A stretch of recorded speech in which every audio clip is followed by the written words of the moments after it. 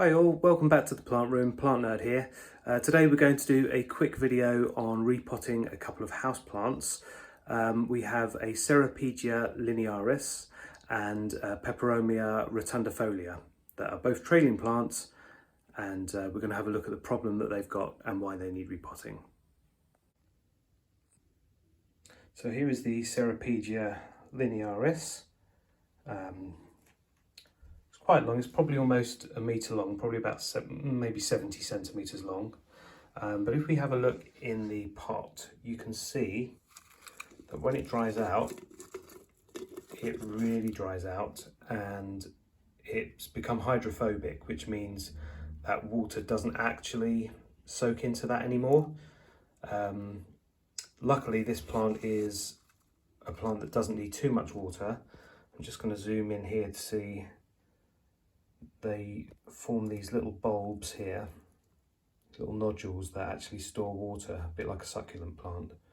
So what we're going to do is we're going to repot this using a mixture of cactus and succulent compost mix and some other material to keep that open and free draining. And here is the Peperomia rotundifolia, which is a lovely bushy plant, but also has the same problem here. When it gets dry, it completely shrinks, the soil completely shrinks and again becomes hydrophobic. So we're going to have to probably chop away a lot of that soil and start again. Okay, so the soil mix I'm going to be using is, this is cactus and succulent compost, which is fairly sandy but has a bit of weight to it. Then I'm going to use some vermiculite,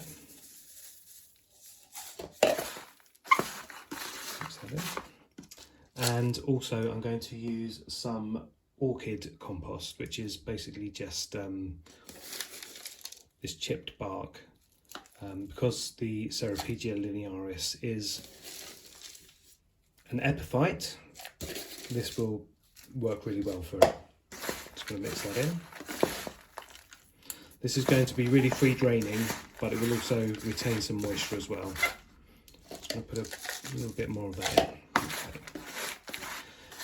Okay. And I will probably use a very similar soil mix for the other plant that I'm going to be repotting, which I've forgotten the name of now. The Peperomia rotundifolia. So my first job will be to remove the hydrophobic compost from the base of this plant, and for that I will be using my favourite gardening tool, the chopstick, and I will just gradually tease away at these roots. Try not to break too many of them off, although some will definitely come away.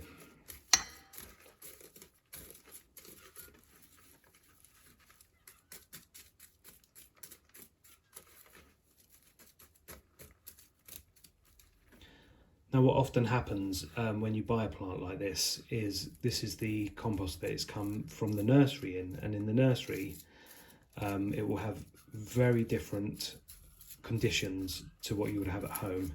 Have a lot of light, a lot of moisture. It'll be fed, it'll be watered and fed by irrigation. So this kind of soil would be perfect for that setting. However, in our homes, we need something a little bit different.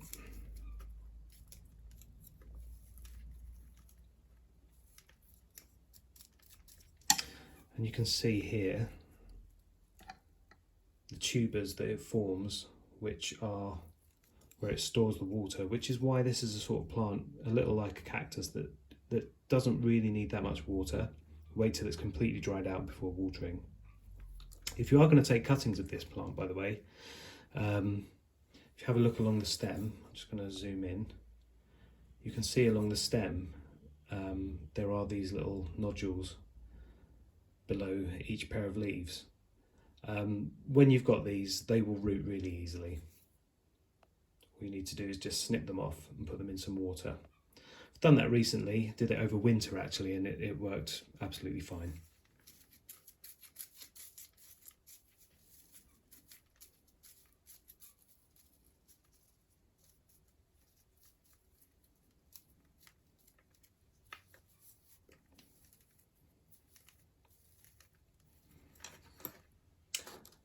Now I'm going to put it back in the same pot because it doesn't have much of a root ball, as you could see.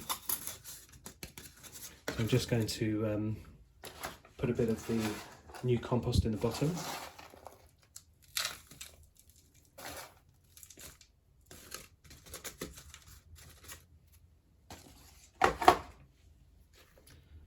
Then I'll settle that in there, and I will gradually fill in around the sides.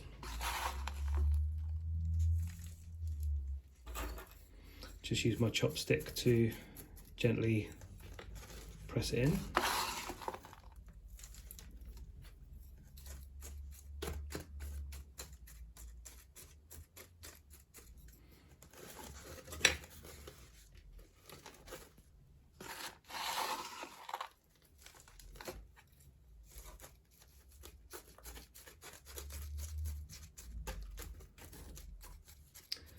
By using the chopstick, I can ensure that the roots are in contact with soil and that it doesn't leave any air bubbles.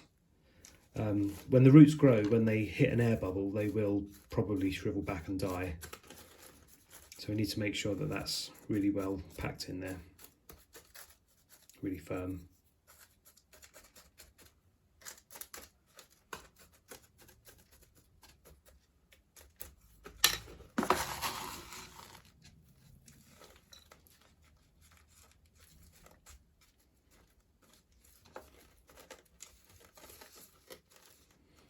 Okay, and that is almost done.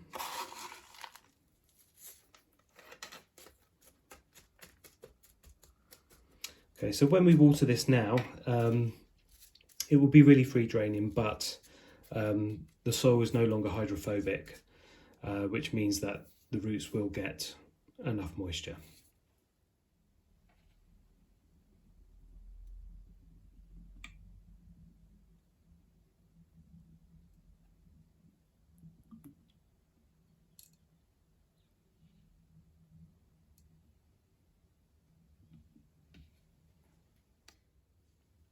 So Peperomia rotundifolia is also an epiphyte. So we're going to use a very similar soil mixture. This time I've gone a bit heavier with the cactus and succulent compost because I want it to be a little bit heavier because this is quite a large and heavy plant. So again, I'm just going to remove it from the pot and use the chopstick to just take some of this hydrophobic soil off.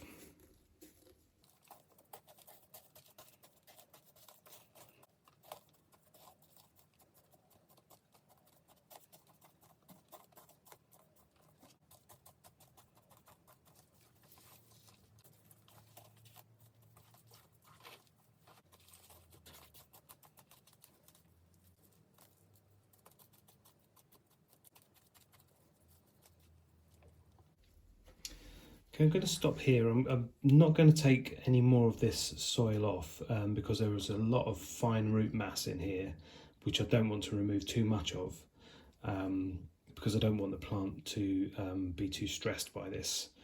So I'm going to leave it there and then and repot using the other soil that I've made up. Now you may have noticed that when I took the soil from the bottom of the Peperomia, there was a plant label inside. I'm just going to show you a picture of that now. And it doesn't say Peperomia, it says Discidia. Now, I've not heard of Discidia before, so I looked it up on Google, and they do look a lot like Peperomia. Now, so I wasn't convinced that I had a Peperomia for a while. I had to do a bit of research, but found out that just by looking at the flowers that are present on this plant, I've got a feeling it has been mislabeled by the nursery. I think it is Peperomia. Discidia flowers are very different. So here we are, getting on with the repotting. So here is our Peperomia. I'm sure it is a Peperomia, repotted and ready to go back up on the shelf. If you do like my videos, please remember to like and subscribe. It means a lot to me. Thank you very much indeed. And I will see you again soon. Bye for now.